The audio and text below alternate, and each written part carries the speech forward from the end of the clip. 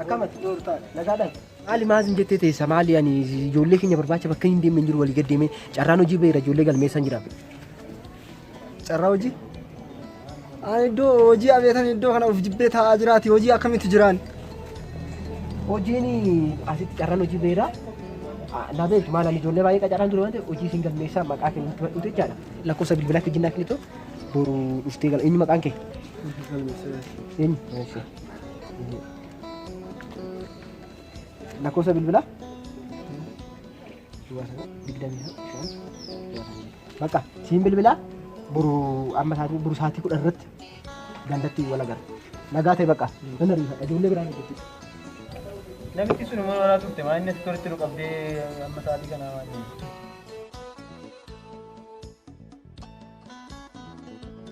kallattiidhaan darba jedhanii. kallattii darban hin jedhee. Nagaan ture bifa malan ture miti. Rakkoon qabu. Ani akkuma waada isinii gal hojii isin hanqabsiisa.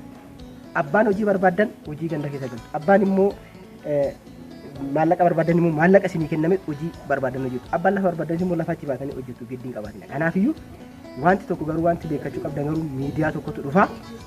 Miidiyaa kanaaf nageenya naannoo kanaa haala qaala'insa jireenyaa miidiyaa kanaa kennitu jechaadha. Kanaaf garuu namni isanan isinin jedhe kanarra darbee waan tokko dubbatu beekadha. Ani sirriisaan Tokko wanti waan qaban. Ani galuu qabdu gasheera kan hojii galuu qabdu hojii galcheera waan ta'eef jechaadha. Na beektu immoo na wallaalleessin tokko na beektu. Kanaafiyyuu dhiifama bilbilatu waan. Isiniin jenne gaazexeessitii naa bilbilee kanaafiyyuu shi dhaqiitti hin dhufa garuu tokko murteeffadha. Ufitti murteeffadha. Dhugumaan isiniin jedha ufitti murteeffadhaa jechaadha. Isan amma isiniin jedhe kana dagatina tokko tokkoon waan ani isiniin jedhe kana miidiyaaf ibsitu asumatti nee gaazexeessituu fidee dhufa. Tole.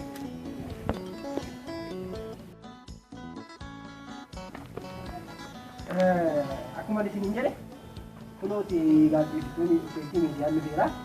Kanaafuu waan jiru keessaa tokko jechaadha. Nageenya walii galee kanaafuu kallattii waan agarsiisan dhaggeeffattoota keenya amma kan daawwachaa jirtan kallattiidhumaan qophii ifaadha. Amma immoo kanan qabadhe isinii dhufee dargaggoota naannoo kanaa walitti qabnee gaaffilee haala yeroo ammaa ilaallate kan hundumti keessan iyyuu beektanii waa'ee isaarratti dargaggoota kana gaaffii isaanii gaafadha. Waan isaan jedhan afaanuma isaaniirra dhageenyaaf. Hayyee mee maqaa keef iddoodhaa dhufte naaf. Maqaan koo Rooban jedhama magaaluma kana keessa jiraata. Hayyee mee amma haalli jiruuf jireenyaa haalli qilleensa kanaa maal fakkaata mee sitti jiru nageenyi eegamaadha nageenyi keessan? Haalli jireenyaa baay'ee gaariidha. Qaala'insi jireenyas baay'ee misha salphaa. Haala nageenyaa ilaalchisee nageenya naannoo keenyaa nuti eegaa jiran. Haalli gurmuumni naannoo keenya eegaa jiran. Haalli nageenyas baay'ee namatti tola. Baay'ee mijataadha. Wanti rakkoo jiru homtuu hin jiru. Hayyee homtiyyuu hin jiru hundumtuu guutuudha jechaa jirta jechuudha. Homtuu hin jiru. Hayyee yaada naa kenniteef baay'ee guddaa galatoomne. Ishi obboleessa waatu maqaan keenyudha. Jiraatama magaalaa kanaadha. Hayyee maqaan koo Antolosaan jedhama. Kanan jiraadhu dhuguma jiraata magaalaa kanaadha. As jiraadha asuman jiraadha tureera asuman jiraadha naannuma kanan jiraadha. Jiraatama magaalaa kanaadha. Hayyee haalli jiruuf jireenyaasti maal fakkaata? Haalli nageenya naannoo keessanii magaalaa keessanii maal fakkaata mee?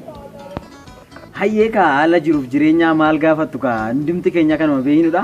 Jireenyi baay'ee nutti toleera. Baay'ee nu mijataadha jireenyi qilleensis nageenyi keenya eegama haalli jiruuf jireenya nutti tolee jiraachaa jirra. Wanni tokko wanti nutti badan jiru.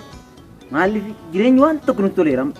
Si'ana erga waggaa 3 asii waggaa 3 kana as wanti tokko wanti nutti badan jiru. Nutti toleetuma jiraachaa jirra bakka nutti toleera. Oromiyaa guutuun akka Itoophiyaattu wanti tokko wanti nutti badan jiru. Jireenyi keenya eegama nageenyi keenya eegama haalli jiruuf jireenya keenya nutti toleera. Kana keessa jirra kanaaf nutti toleera haalli jiruuf jireenya baay'ee nutti toleera jechuu barbaade. Hayyee yaada naa kenniteef guddaa isa baay'ee si galateeffadha baay'ee galatoon.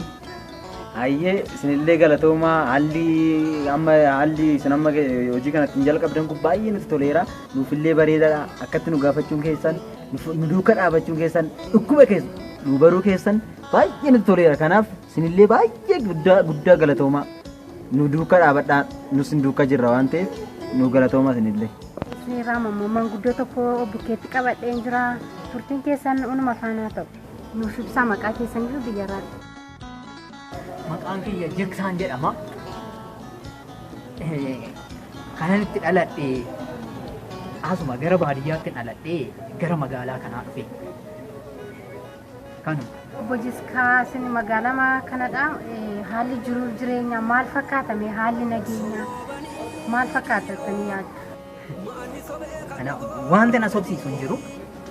Du'a yoo taate dhalli namaa gaafa dhalate du'e waan ta'eef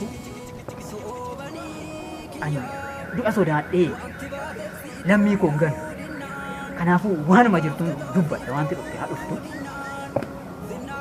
Akka naannoo keenyaatti maaltu jira sitti fakkaata? Mee qoyi an kan hin jedhu sumaanuu si gaafadha. Mee godinaan buu haanaa dirreen cimii jedhamtu keessatti maaltu ta'aa jira? Kan ta'aa jiru beektaa? Ilmi keessan bosona gale jedhamee reebamaa jira. Manni isaa irratti gubachaa jira. Obboleessa akkasumatti akkas ta'aa jira. Jedhamee akkaataa kanaan qotee bulaa irratti manni isaa gubachaa jira. Manni isaa kan gubatu qotee bulaa irratti akkaataa kanaatiin nageenya maalii jira? Nageenya maal qabu? Nagaan qabu. Wani naan bu'aanaa dirreen cimii qofa jalatti mee akkan isin jedhu.